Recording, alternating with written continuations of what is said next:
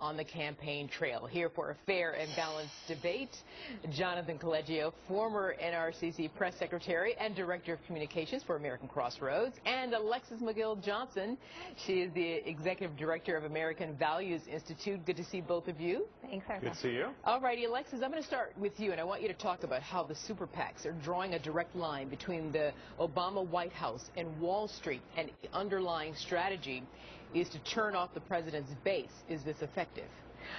No, actually, I don't think it's effective at all, because I think it's very difficult to narrow cast these days, and by that I mean, try to tell one message to a certain target of voters and have the candidate actually give another kind of message, because in essence, what we have is a Romney campaign that has been accused of being inconsistent already. He's been accused of being a flip-flopper and so forth, and so his campaign is actually looking very confused and chaotic, as opposed to liberals being alienated by this message. How do you see it, Jonathan? Well, I think that what you have is a lot of groups that are really just trying to hold the president to account for a lot of promises that he's made over the last 4 years. You saw in that last ad his promises about that, that he made about Wall Street reform. Yet we don't see any convictions of anyone that did any wrongdoing.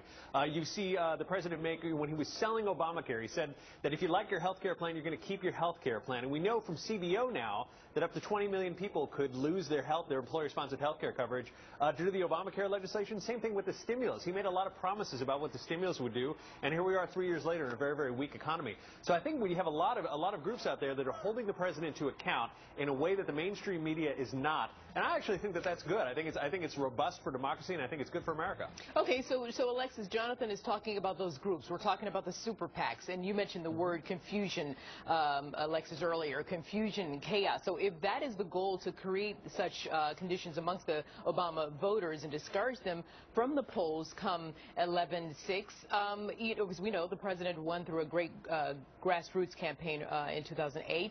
I want to ask you, Alexis, is that voter listening to those super PACs?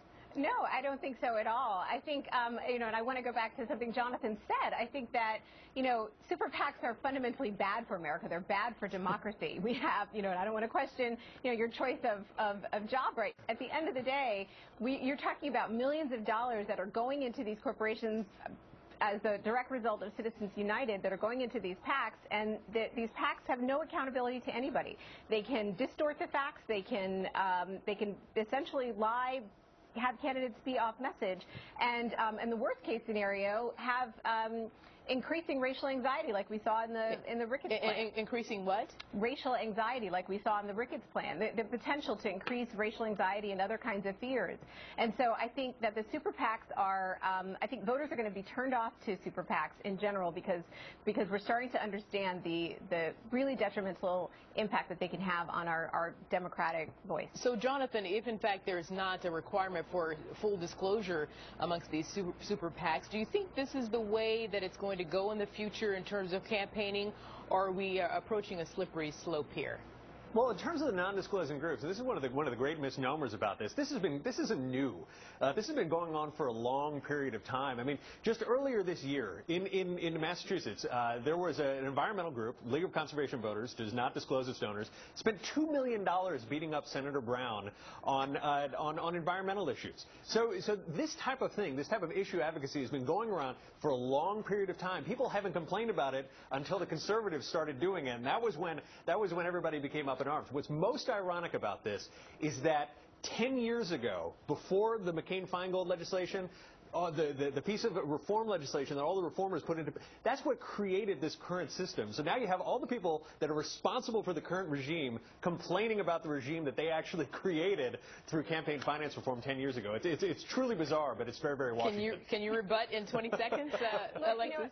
What I think is truly bizarre and truly ironic is that a lot of the funders to Crossroads are actually bankers in Wall Street, and so the idea that you're putting out ads that are connect Obama to Wall Street, it just really doesn't make any sense. So. All right. Got to go, guys. Alexis McGill-Johnson, Jonathan Collegio, thanks to both of you. We'll see you next time.